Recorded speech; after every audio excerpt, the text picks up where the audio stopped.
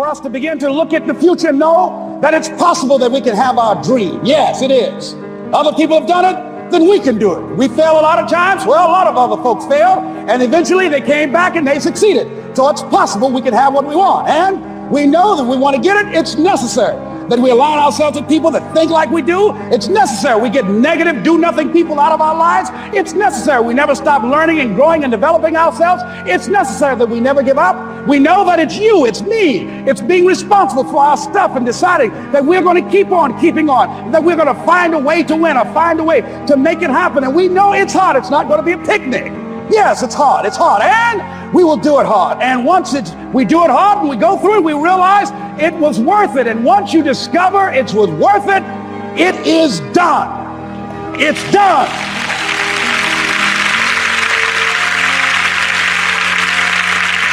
It's done, ladies and gentlemen, before it happens.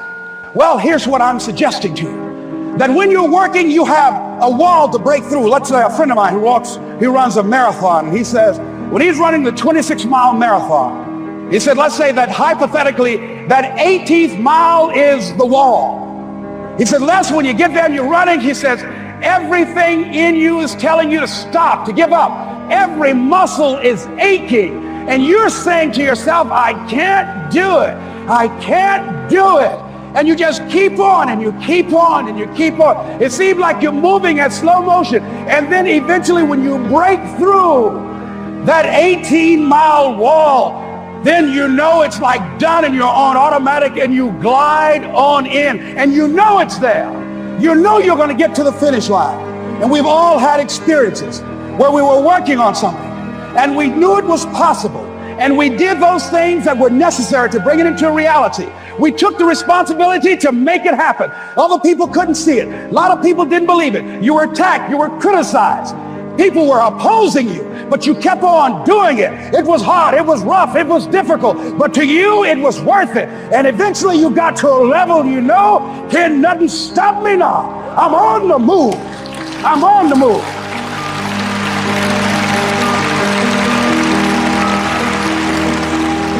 Finally, I'm thinking about a friend of mine who is no longer operating on this dimension.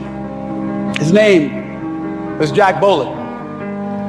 He had this vision of a church that would serve various types of needs for people, their supportive needs and helping them in recovery from drugs and alcohol and whatever addictions that they might be involved in. And he was known for bringing in different kinds of speakers. And over a year ago, he was diagnosed as having cancer, and he announced to his congregation that he's going to be taking chemotherapy and that it was a possibility that the cancer would go in remission, and he was optimistic about that. And sure enough, it did for a year. And one of the things Jack always talked about is that he wanted to have his funeral while he lived. And so he invited a few friends, Wayne Dyer, myself, and a few other speakers. He didn't tell us why we were there, but once we gathered there, the church, they told us in the room that Jack is going to announce to the congregation, he's bringing his doctor up. The doctor is going to say that we felt we could keep it in remission. It's out of remission, and he doesn't have much time left. And whatever words you want to say to Jack that you would say if he had made his transition, speak those words now. Well, we were shocked and we were somewhat stunned until Jack got there. They brought him in a wheelchair, and boy, was he courageous, and he had a strong smile, and they helped him up the steps, and he sat behind the podium, and each of us got up and we said a few things about Jack and the impact that he made on our lives. And he said, the doctor, after announcing that Jack didn't have long, he says, doctor, he said, I accept what you say, but it's possible that does not have to be the case. But if it is, I will enjoy life to the very last breath I take, even the chemotherapy. I will enjoy that. And Jack did, ladies and gentlemen. And when they said that all of his vital organs were failing, they called his family and his close church staff to the hospital and said he's dying. And so they came and they all gathered in the room. And Jack at that time was unconscious. And he gained consciousness. And he looked at them and he said, with what strength he had, he said, I want to thank you all for being here. You've been a great staff to me. He looked at his sons, his daughter. He said, you've been a great family. He said, don't feel sorry for me. He said, I'm ready to go. I'm looking forward to the next adventure. And he sat there for a little while, laid there, and he closed his eyes, and he lost consciousness. About an hour and a half later, he opened his eyes, and he looked at them, and he said, this is embarrassing. I'm not dead yet. They were laughing through their tears. They said, Jack, you are a character. He said, hey, I hate giving up this kind of control. So they predicted that Jack would die at the end of February. And then on the 2nd, they said, he won't see the light of day. He will be dead by morning. Ladies and gentlemen, Jack died on March 4th. And we believe that even in his dying, Jack sent his congregation a message that I want to give to you with his permission. March 4th is the day he died, and we believe Jack was saying, March 4th.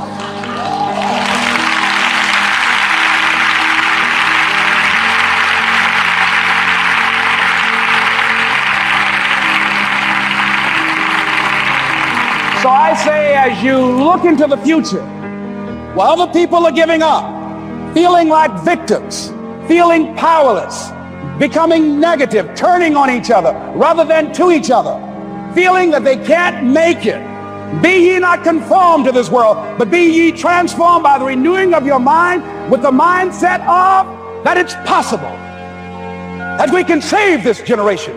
It's possible that we can create new industries, a new economy. It's possible that I can find a new profession, a new job. It's possible I can create a new life.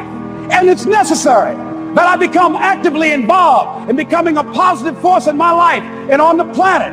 And it's me, yes, it's you, it's all of us pulling together, working together to create this brand new future. And it's going to be hard. Easy is not an option. But if it's hard, we will do it hard. Whatever is required to snatch victory from the jaws of defeat. And it's worth it. Yes, it's worth whatever we have to do. And once we know that, it is done. It is done. It is done. It is done.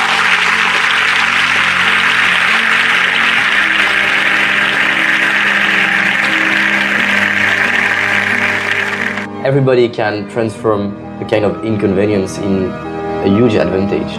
Without any question, and it takes work. Now, there's no question that there are certain situations and structures around the world that don't allow people to dream. You know, I'm doing some work in South Africa right now, Johannesburg. And my first step is to help people to learn how to dream, because they were under apartheid, a form of enslavement that did not make dreaming possible. And there are other places around the world that just like that right now. Yeah. It's destroying people's dreams. And I think that's why we see such global upheaval in terms of many dictatorships, because people are becoming more enlightened. In 2007, Time magazine recognized the computer of the person of the year. And the reason it did, because it gives everyday people access to information that they never had before. And so now people with that access of information becoming more enlightened, and it's causing a great deal of disturbance with various types of governments around the world. It's huge. My message in France, and I would like to spread that everywhere, it's you have a dream, it's possible, so take an action now. How can I help people to believe it's possible? It's an ongoing process. The faith comes by hearing and hearing and hearing. That's what my favorite book says. That you have to be an unreasonable person who's not looking at and judging the circumstances such as you see them. Yeah. But you're calling forth those things that be not as though they were. And if you read the book called Change or Die by David Dushman, I will. He said there is a person who is an unreasonable person who brings a message that it's possible and repeat that message. And there are people who hear that message who are able to relate to it and identify with it.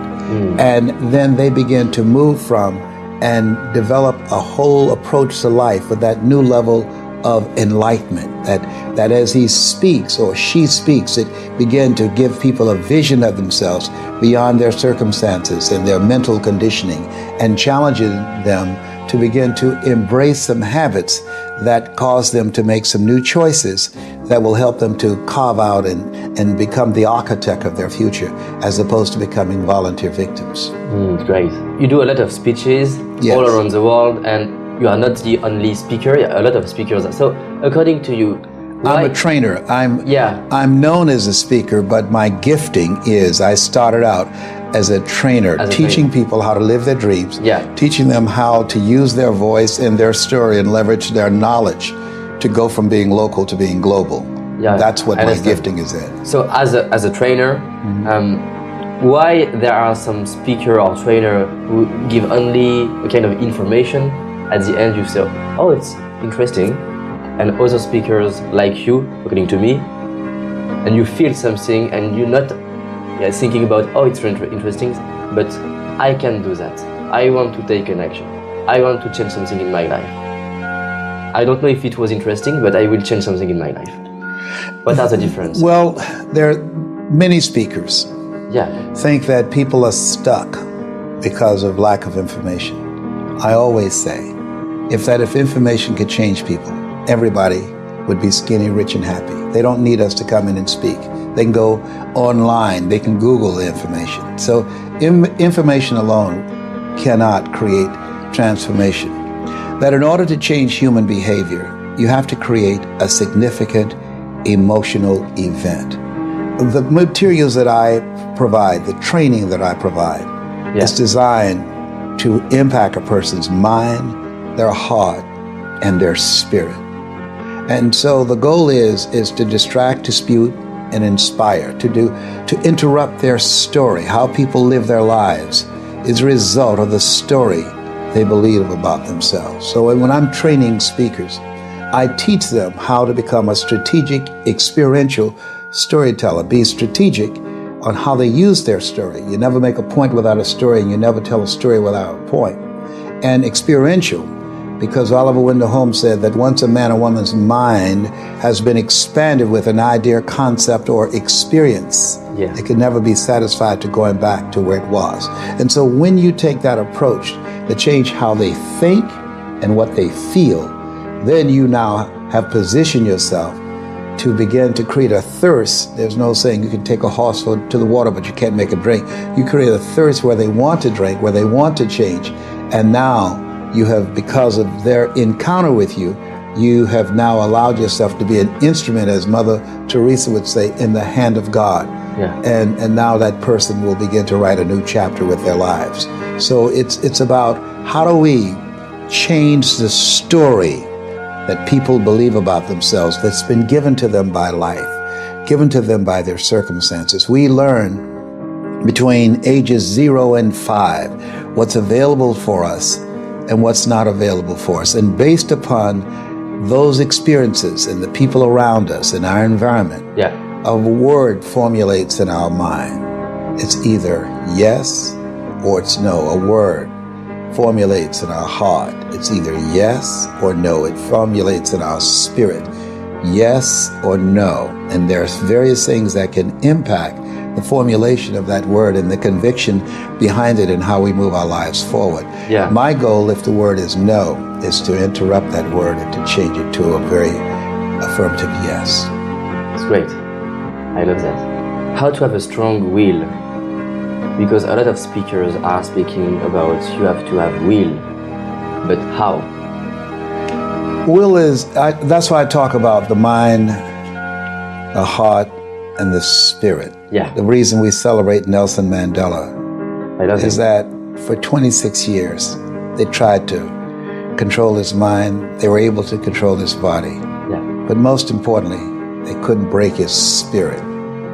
And so that deep down resolve, that dimension that's available to all of us was explained to us in the book called Man's Search for Meaning, that Viktor Frankl, that there's a part of us that's always a part of us that's in our hands, that the irreducible essence of who you are, that either you say yes or no. not based upon the circumstances, not based upon the pressure that's applied, but based upon your conviction. Are you going to give this the power to take advantage of you? Are you going to turn yourself over to this? We always have that choice. That's the greatest choice that human beings have. Am I going to give myself a pass to surrender, or am I going to stand up? I remember telling a story when I produced my first PBS special on public television of a man who came by a house and there were people on the porch talking, and there was a dog moaning and groaning. The guy was curious, and he went back and he asked the owner, "Why is this dog moaning and groaning?" And the owner said, "Because he's lying on a nail." Yeah. The guy said, "Well, why won't he just get off?" He said, "Because it's not hurting bad enough for him to get off. It's just hurting bad enough for him to moan and groan." And so what most people do in life, they have the power to change their circumstances. You are made in the likeness and image of God. You've been given authority and dominion over everything on the face of the earth. But most people rather moan and groan about their situation, show up in their lives as volunteer victims rather than become actively engaged in doing the work necessary to change their circumstances. It's been said there are two types of people, those who work and those who watch them. So you got to be willing to do your internal work so that you have the mental resiliency, and your external work finds something that you want to master that will allow you to move yourself forward. Wow. So we have to, the first step is to find what we want to master. Why are you here? What's your reason for being? Why do you get up in the morning? Most people don't have a clue. To pay the bills, to keep a roof over your head. I think we have to reflect on, who am I? Why am I here? What drives me? If I died today, what 3 words would I want said about me if I died today? You know, what is it that defines me? You know, and how do I define myself? Most people allow their circumstances to define them, as opposed to defining themselves and how they're going to show up in life. And so my mission is to help people to connect with the power they have within, their greatness. When you're pursuing your greatness, you don't know what your limits are, so you act like you don't have any. And when you live from that place, you can now be able to make a greater contribution and make a greater impact with your life because of the fact that you see yourself in a larger context. One of the principles, there are 9 principles that we teach of greatness. Yeah. The first one is each of us can achieve far beyond our horizons and in avenues of life we have never explored. But most people settle in and accept things in life as it has been given to them, as opposed to rising above that, working to create something that they can feel good about. It's the first principle. Yes. What are the next?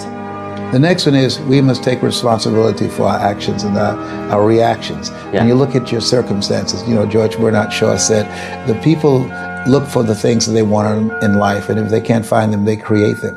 And so when we look at ourselves, it's about doing that. It's about taking ownership for your stuff, for your life. And one of the things I emphasize, that changing is not easy.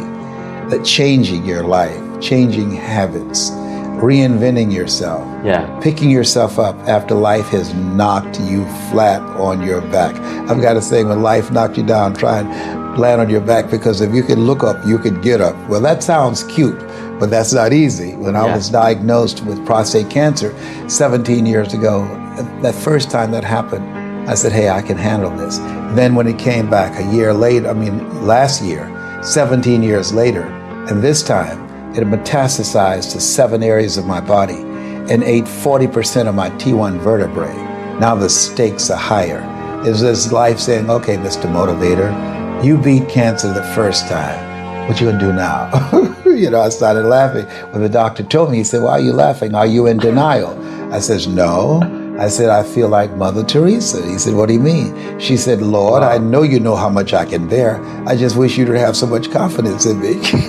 I said, the stakes are higher. So I've got to dig in and got to fight more, because at the end of the day, life is a fight for territory. And once you stop fighting for what you want, what you don't want will automatically take over. And so it's a fight, it's a challenge in life. Every day, And what we have to do is embrace it. What we have to do is see it as a project to be worked on.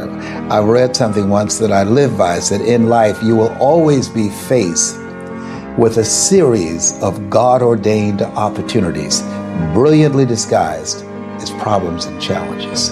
And so I see even cancer as a gift, as a God-ordained opportunity. It is a kind of test for you to improve It's a yourself. test, right? No test, no testimony.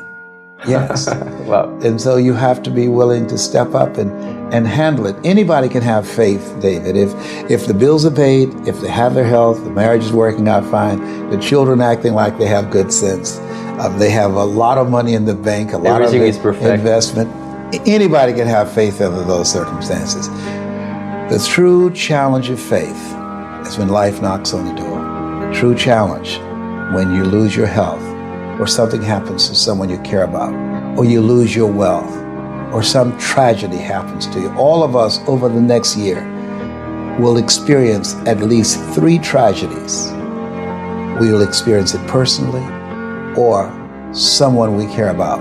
Charles Udall said in life, he said, things will happen around you and things will happen to you. But the only things that really count are the things that happen in you. And that's where, Wow, I love that's that. our domain. That's where we have the control. Yeah, we choose the answer. Yes, we did too. And we choose how we're going to respond to this. Will I allow this to get the best of me? Will I allow this to stop me? Am I going to surrender to this? Will I give myself a pass? Will I wimp out on myself? That's always a choice. I love that. In the speech, just before you said a sentence that I love, can you repeat it about the fact that when it's hard? If you do what is easy, Yeah, I love that. giving yourself a pass, giving yourself permission to stop. If you do what is easy, your life will be hard. But if you do what is hard, your life will be easy. I didn't do what I'm doing now for 14 years because it was hard to make the radical change in my approach, my dress, my learning the language of corporate America, gaining access, developing myself an intellectual resource where corporations would reach over people with years of experience, PhDs and MBAs, and I have no experience and no credentials, and be able to compete with them. It was hard, but we can do hard. All of us have moments in our lives when things have been thrust upon us and we had to do hard. So if you do what is easy, your life will be hard. But if you do what is hard, your life will be easy. And so don't give yourself a pass. Don't run away from hard because you can do hard. And through that, you discover a part of yourself that you would not know otherwise. Yeah, you are building your power when you have challenges and when it's hard. Yes, those things only happen through growth experiences, through challenges. If you go to the gym to work out and you don't feel any discomfort the next day, here's what we know. You haven't done anything. And so you got to challenge yourself. And you're going to get hurt. You know, Viktor Frankl calls it unavoidable suffering. Life is full of pain and disappointment. It's a part of the process. And we are proud of ourselves when we overcome something. When we overcome things, we discover things about ourselves. No test, no testimony. No guts, no glory. Yeah. And I was doing a broadcast once, and a guy was coming up, and he had crutches. He was coming up to be interviewed by me, and he missed a step, and he fell. It was a very embarrassing moment. And I went down to help him get up, and he said, "Don't feel sorry for me or be embarrassed." He said, "It goes with being a paraplegic. I fall all the time." And so we fall all the time in life. We make mistakes all the time in life. Yeah. You know, there's no life without mistakes. Anything that's worth doing is worth doing badly. It's worth doing right if you know how to do it. But if you don't know how to do it, it's worth doing badly until you get it right. All of us are going to fall on some tough times. 8 out of 10 millionaires have had to file bankruptcy. It's a part of the process. We go up, go down.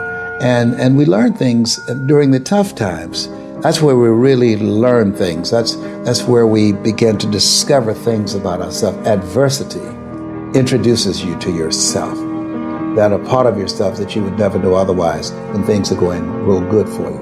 And so what we have to help people to understand is to maintain a spirit of optimism in spite of their circumstances, to give them hope. Why? Because when there's hope in the future, that gives you power in the present. So my goal is training 100,000 voices of hope who will do three things. Help give people hope. That's number one. Number two, teach them methods that will help them to develop the desire to reinvent themselves so that they are not replaced by an app or outsourcing. Because this is a time where you have to continuously reinvent yourself to stay ahead of technology and cheap labor around the world. Say, Mr. Brown, I've done all that I can do for you. You've got to go out and face the music. You go with the things I've taught you and make it happen. I went to WMBM radio station on Miami Beach. Milton Butterball Smith is the program director. Hello, Mr. Butterball. My name is Les Brown, sir. I'd like to be a disc jockey. He said, young man, you have any journalism in your background? No, sir, I don't. You have any experience in broadcasting? No, sir, I don't, but I practice every day. Let me audition for you. Let me show you how good I am. He says, no, we don't have any job for you. How many have been rejected? Raise your hands, please. I was devastated with rejection. I went back, Mr. Washington. I said, Mr. Washington. They said, no. He said, don't take it personally. Most people are so negative, they have to say no 7 times before they say yes. He said, you got to be hungry. Go back again. I said, yes, sir. I went back again. Hello, Mr. Butterball. How are you, sir? My name is Les Brown, sir. I'd like to be a disc jockey. He said, I know what your name is. Weren't you here yesterday? Yes, sir. Didn't I tell you no yesterday? Yes, sir. He said, then why are you back today? I said, well, sir, I didn't know whether or not somebody was laid off or somebody was fired, sir. Don't want to laid off or fired. Now get on out of here. I came back the next day, talking loud, looking happy, like I was seeing you for the first time. I said, hello, Mr. Butterball. How are you? My name is Les Brown, sir. I'd like to be a disc jockey. He said, I know what your name is. Weren't you here the last 2 days? I said, yes, sir. Didn't I tell you no the last 2 days? I said, yes, sir. He said, then why are you back today? I said, sir, I didn't know whether or not someone got sick or someone died, sir. He said, no one got sick or died. No one was laid off or fired. Now don't you come back here again. I came back the next day, talking loud, looking happy, like I was singing for the first time. I said, hello, Mr. Butterball. Rage. He said, go get me some coffee. I said, yes, sir.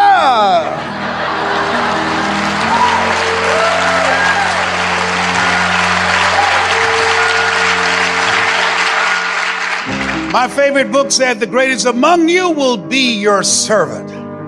So I became the errand boy for the disc jockeys. I was serving them. I'd go get their lunch and their dinner, and I'd come into the control room, watching them working the control room knobs and switches, knowing my time will come. Let us say together, my time will come, when I'll be a top producer, and when I'll come up on stage, and they call my name because of my accomplishment. My time will come, because I'm going to put forth the effort. And so on the weekends, when the disc jockeys would come out to the parking lot, the cars would be clean inside out. They said, hey, who did this? I did, sir. How much do you charge, young man? Oh, nothing, sir. I just wanted to help out. Write this down. Build relationships. Build relationships. Give before you ask people to come into your business. Find some way to compliment them. Talk to them, ask them questions. Find out what's important to them, what's stressing them out, what keeps them up at night, what drives them, what they value. Don't advance with the business. People do business with people they know, like, and trust. That's why you want to tell the story and ask key questions. You want to be strategic and experiential. Write this down. You have an energy signature. People are feeling you out. They're listening to you. They're watching you. And so, they said, look, here are my car keys, young man. Diana Ross and the Supremes are coming to town, the Four Tops and the Temptations. I want you to pick them up at the airport and take them to the Fontainebleau Hotel on Miami Beach. It is my pleasure to serve you, sir. I would drive these entertainers all over Miami Beach in the disc jockeys' big long Cadillacs. I didn't have any driver's license, but I'll drive it like I had some. Then one day is a Saturday afternoon. A disc jockey by the name of Rockin' Roger was drinking while he was on the air. Rockin' Roger got so drunk, he could not complete the show. He began to slur his words. He's about to fall off the chair. It's a Saturday afternoon, and I was the only one there, looking at him through the control room window, walking back and forth, young, ready, and hungry. I was saying, drink, rock, drink. Drink, rock. I'd have gone and get him some more if he'd asked me to. Then pretty soon the phone rang. It was a general manager. I said, hello? He said, young boy, this is Mr. Clyde. I said, I know. He said, Rock can't finish the program. I said, I know. He said, will you call one of the other DJs in? I said, yes, sir. I hung the phone up and said, now he must think I'm crazy. I called my mama and my girlfriend, Cassandra. I said, y'all come out on the front porch, turn up the radio. I'm about to come on the air.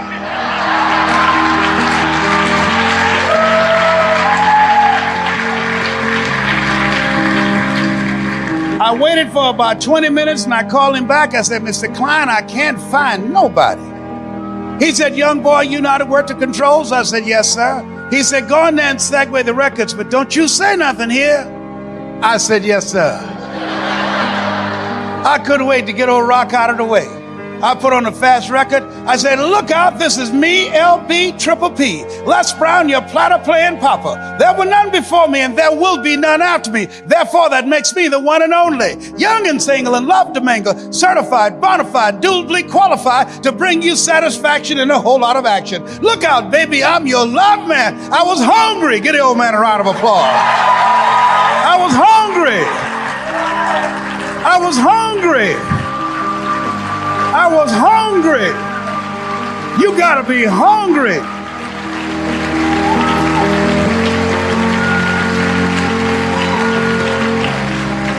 Shake someone's hand on your right and left and say, you gotta be hungry. Do that right now. Shake somebody else's hand. Say, you gotta be hungry.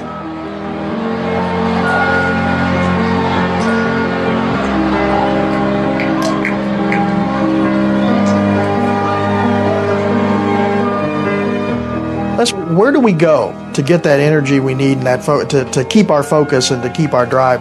Whenever you're moving from one level to the other and you have to reinvent yourself, the adjustment, it's very, very difficult. It's very, very challenging. And I think that you need to begin to remind yourself of your why. You know, Nietzsche said, if you know the why for living, if you know why you're doing something, it will empower you to endure anything that you're going through. When you're working in corporations, you're working in financial services, it's a very competitive area. It's very, very dynamic. This is the era that Peter Drucker calls the era of the 3 C's: accelerated change, overwhelming complexity, and tremendous competition. And so people are tensed and very, very stressed out. So how do you deal with that? And knowing why you do what it is that you do. The name of the game right now is perceptual and psychological. It's the mental adjustments that we must make in the midst of the difficulties. That's what leaders do.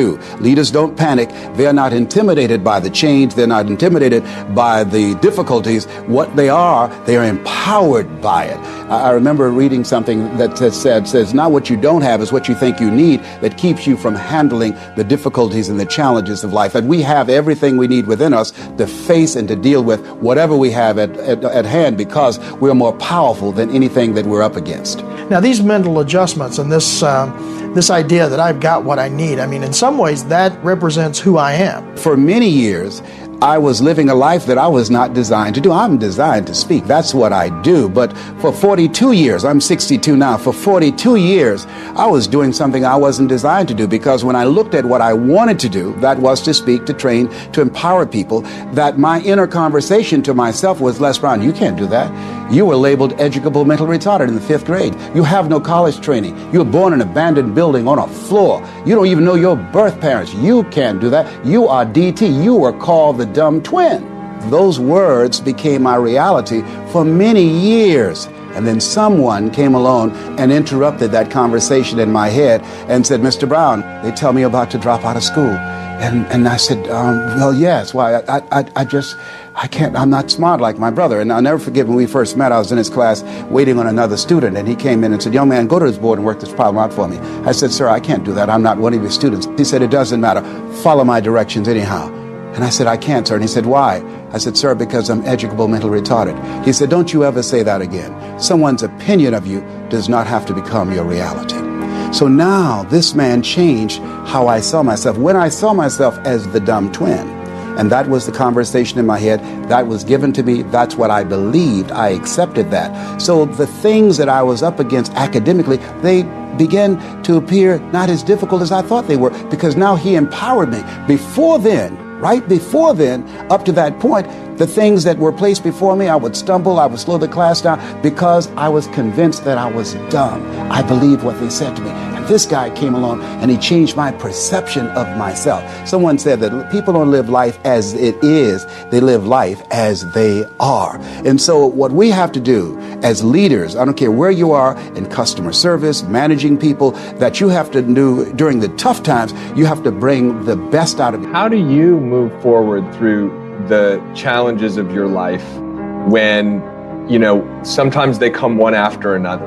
Like, there are a lot of people who are having a problem just getting focused on a daily basis, believing that they are the one, spending so much time trapped within a psychology of impossibility. And then life comes along and is readily willing to support you in the impossibility. Like, you've had a lot of challenges in your life. Like, were there times you got stuck in them, or is there something that you've done just to keep moving forward? How do you keep getting back up? Focus on the challenges. Focus on where you're going.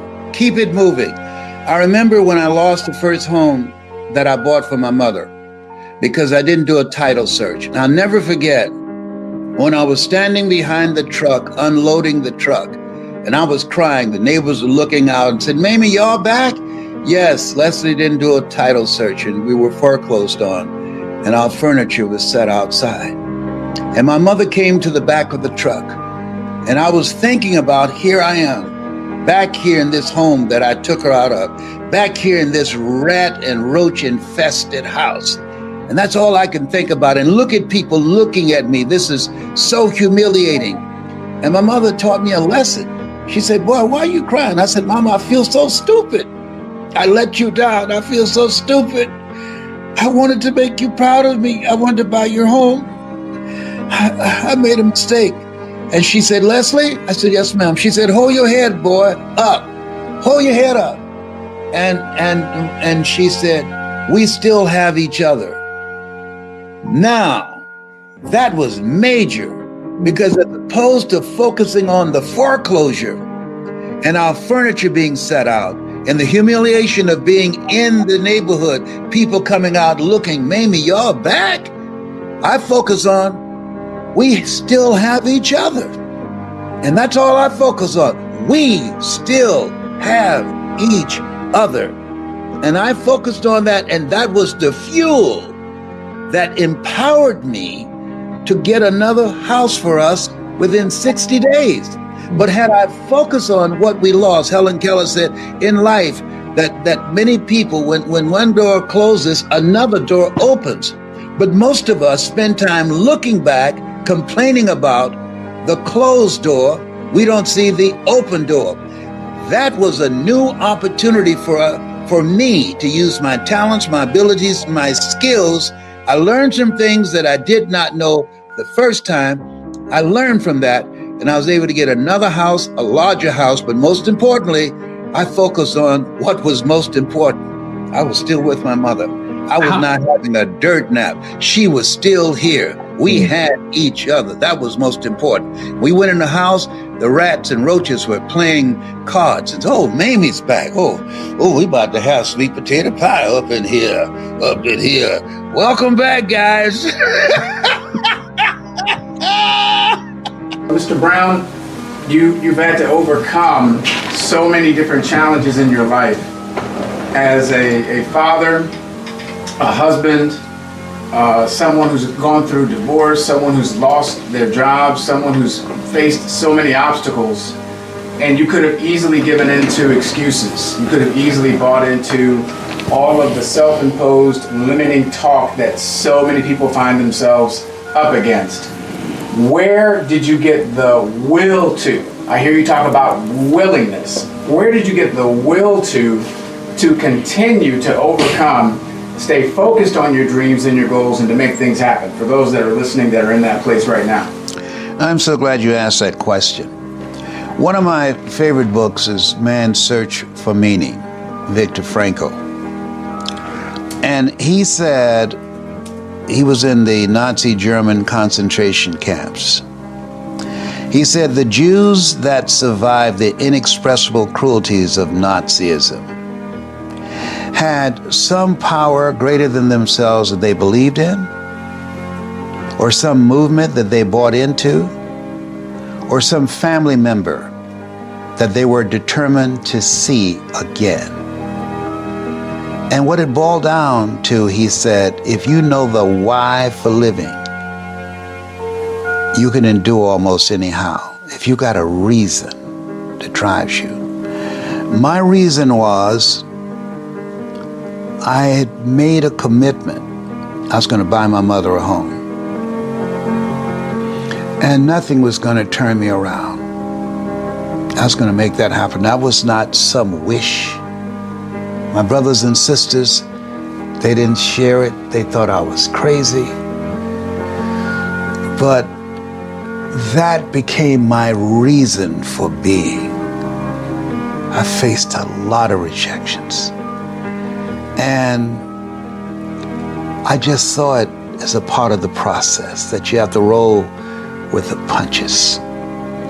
Because I was in this place with Paul Robeson, who said, "Here I stand, for I can do no other." And I was determined that I was going to find a way through speaking to earn enough money that I'd be available to my mother to take care of her, who was suffering from breast cancer. I promised her when I was a kid, I said, "You'll never go into a nursing home." She used to work in nursing homes, and she always said she never wanted to go into a nursing home. I said, "I promise you, that will not be your destiny." And when my sister called me and said, "Leslie, are you sitting down?" I asked, "What's wrong with Mama?" I just got reelected to the Ohio legislature, and they appointed me to the chairmanship of the Education Committee and the Human Resource Committee. And she said, "Mama has breast cancer." I said, "I'll be there tomorrow." She said, "But you just got elected." I said, "Listen to me. I enjoy politics, but I love Mama." And I promised her I'll be there. And she said, "Leslie, they have a lot of good nursing homes in Dade County." I said, "Please, don't touch her. I'll be there tomorrow." I caught a plane the next morning, and I'll never forget ringing the doorbell. And a friend of hers, named Miss Mildred, was there. And she came to the door and she said, "Oh my God, Mamie, Leslie's here." And I could hear my mother say, "I knew he would come. I knew he would come." Mildred, unpack those boxes. He's here. I knew he would come. You have to have something that drives you. When others give up and surrender and throw in the towel, something that can cause you to reach a place within yourself where you say, "I don't feel nowhere's tired. I'm gonna get it done." That makes you unstoppable. I was there. I took care of her until she left here, brought her home. Got to find something that pulls you into the future. There's a stand that you decide to take with your life. And Matt Zapala, like Mr. Brown, you went through some challenges. You've been very transparent, talking about being a husband, a father, and then a single father within a very short period of time. And many people that are dealing with children will often use the children as an excuse as to why they can't get things done and do the work that's required to provide. So you coming from the military, not having any experience with generating significant life-changing income, where did you get the will to say, yes, I'm going to get this done, even though I have kids that I'm responsible for as a single parent? I got to figure it out. Where does that will to come from? Came from my parents. Came from my parents immigrating here from the Philippines, and just hearing stories about what it took for my mother to get her first job as a nurse at a hospital, $600 a month as a nurse. And then my father coming here because he was a tour guide in the Philippines, and he just basically sold himself on a free airplane ride in America and get himself into Indiana University. And I thought to myself that every generation has its great decision. And I felt my decision said, you know what? I've got this gift of entrepreneurship. We got this gift of an insurance license. I have no college degree. I have no other alternatives. And I get these 3 miles looking at me, and they're looking for me to come home and provide a home and activities and cheerleading and martial arts and all that, football and all this stuff that any other kid would want to enjoy. But I know I couldn't depend on anybody else, because as a single father, I had to do all that. I had to put myself in a position where I had no other options but to. Because what was my alternative? My alternative was to have the other party in the life and not have control or the access that I'm able to provide myself, having to divvy up decisions. And as a single parent, you have to make those decisions twice, 3 times as hard, because there is no other financial assistance from the other side. I mean, I was one of those weird single fathers where I actually had custody of my kids. And if I'm looking at them and they're expecting everything from me, and they expect to be here, my decision with them was, listen, you don't owe me anything, I owe you everything.